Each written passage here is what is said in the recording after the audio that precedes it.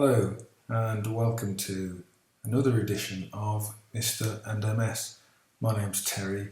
I'm an MS sufferer. I've set up this channel really to help people with MS, but also people who have got any chronic condition or a disability.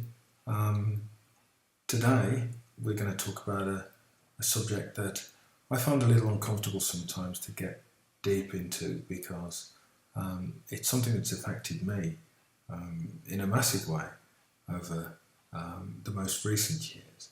And it's a subject of loneliness. Loneliness has been in the news quite a lot this week. At the beginning of February 2017, there have been a number of campaigns that have started, not just in the wake of the murder of the MP in the United Kingdom, Joe Cox, but also as a result of growing awareness about some of the issues around loneliness that actually can affect you whether you're young or old. I was quite surprised this week when I was carrying out some more research to learn that even young people, dare I say it, I still regard myself as quasi-young, but that even young people can suffer from periods or bouts of loneliness. And for me, as an MS sufferer, I kind of look at loneliness as being the cough, if you like, before the breakout of flu, which is depression.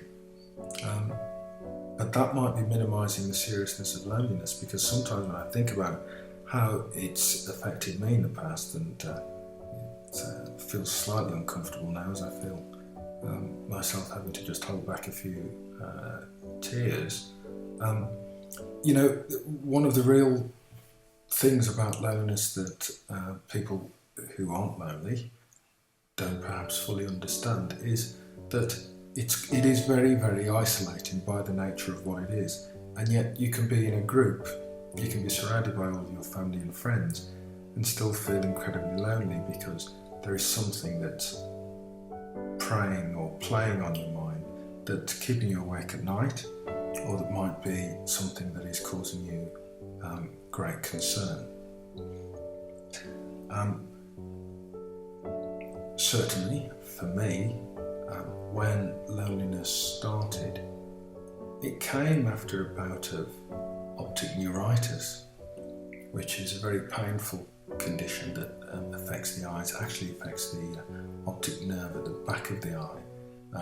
It causes problems where your eyesight, you can lose it. I went virtually blind in my right eye on 3-4 separate occasions. Very, very painful being under bright light, very painful just being under daylight. And I can remember the panic I had each time I had a bout of optic neuritis, because I thought I'm going to lose my eyesight, and I spent acres of time catastrophizing, I think is the clinical term that was once used to me, about what the future would hold.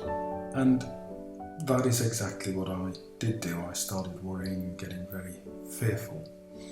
But moving forward from that and finally being diagnosed with multiple sclerosis, and my life as it is today, I'm a wheelchair user. I'm now a secondary progressive MS.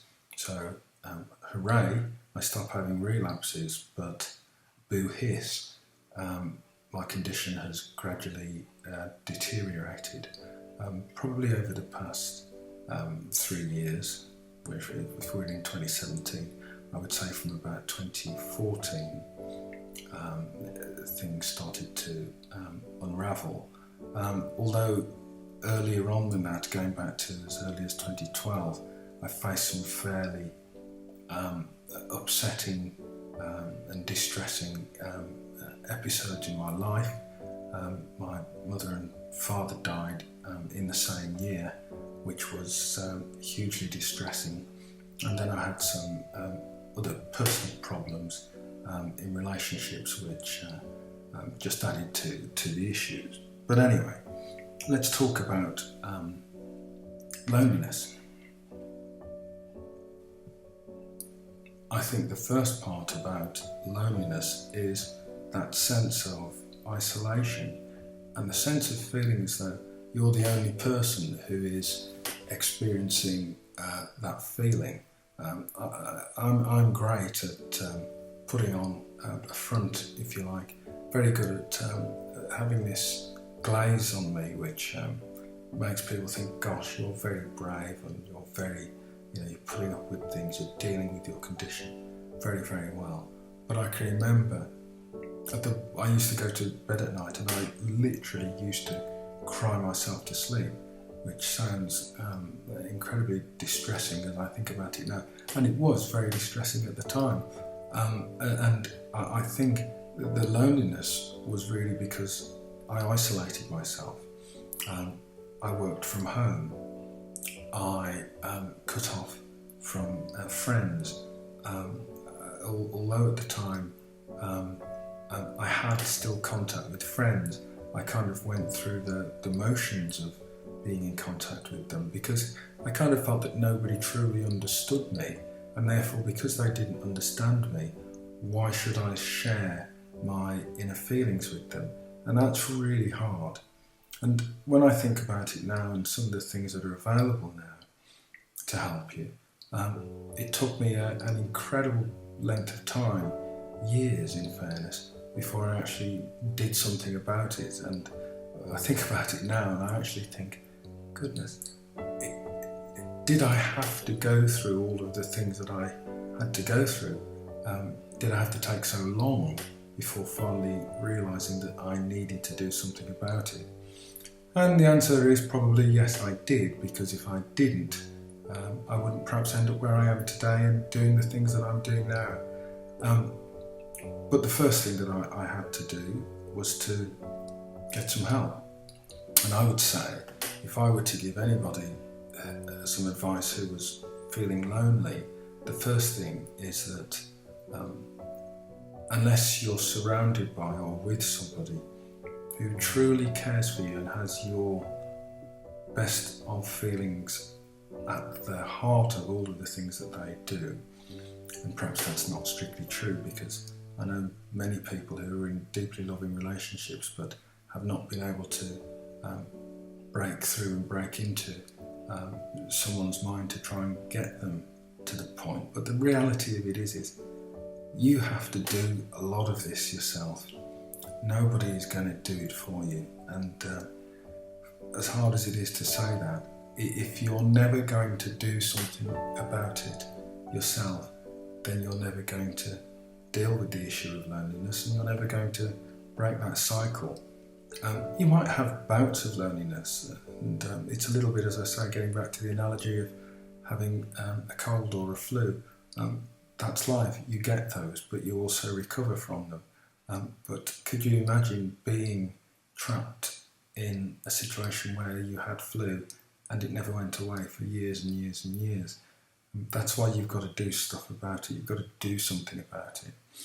First thing I would say to you is, if you can't bring yourself to go and talk to your doctor about it, is go on the internet. If you're on the internet now, listening to this, then you've taken a huge step forward in terms of dealing with loneliness, because there are resources out there that can help you in terms of advice, support groups.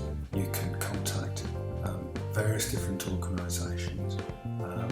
There's the Silver Line if you're an older person, there's Childline if you're younger, there's Mind if you feel that you're in deep mental health, you've got deep mental health issues that you need to address. And there's also, for my circumstance, there's the MS Society and or the MS Trust, or Shift MS, which is a great resource for just giving you advice and things that you can read and research and videos that you can watch and books that you can wade into that can help you. I found going online, and I signed up for an online book club, whose name I won't mention, and it was great because I could actually download books and read books to help me start the journey to coming away and breaking free from loneliness. Some of the other things that you should consider doing is volunteering. I can remember feeling so trapped. I was still able to leave the home, but I never did, really. I felt incredibly trapped. And volunteering is a way of breaking free from locking yourself in your own home.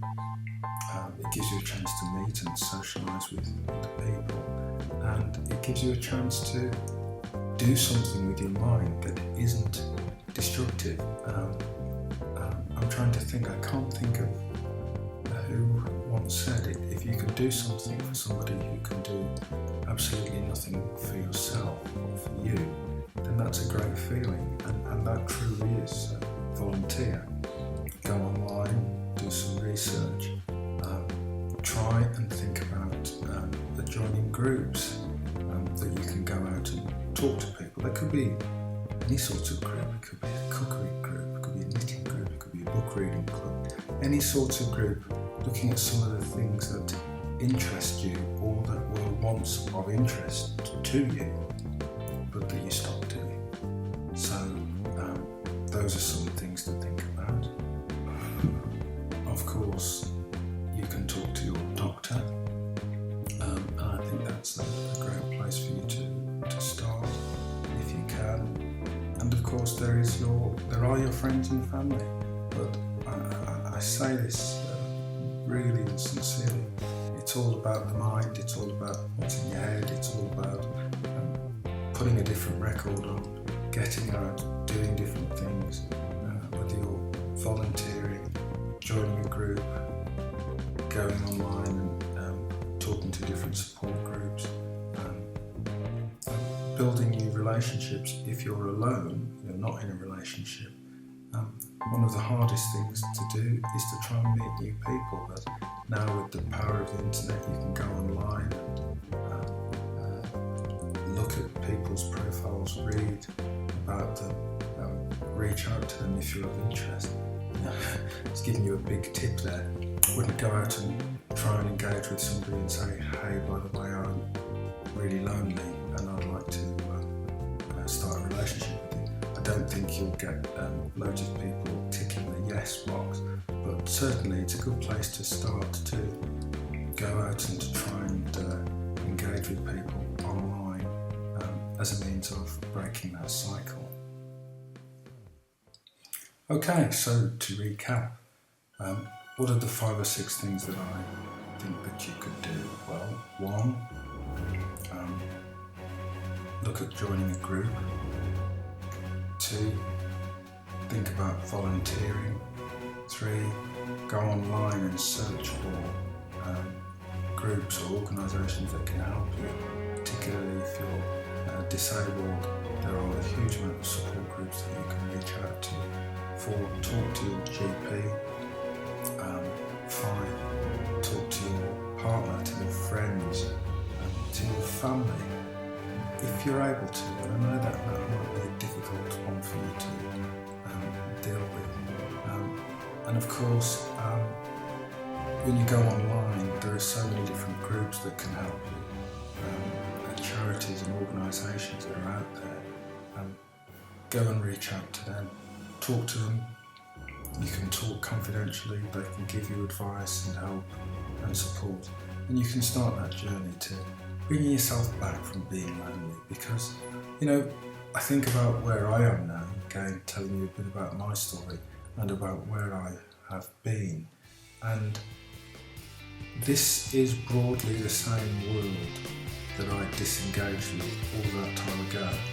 The only difference is it's how I look at it, how I engage with it, what I want from it, and what I can give to it. And I hope you are able to fulfill all of those things and break free from loneliness. Thanks for watching. Once again, please feel free to join my, subscribe to my group so you can pick up new videos that I'll be doing in the future. I can't even think about what I'm doing next. This one has been quite a difficult one, but let's just say this. Subscribe, watch my other videos, send me your comments or feedback.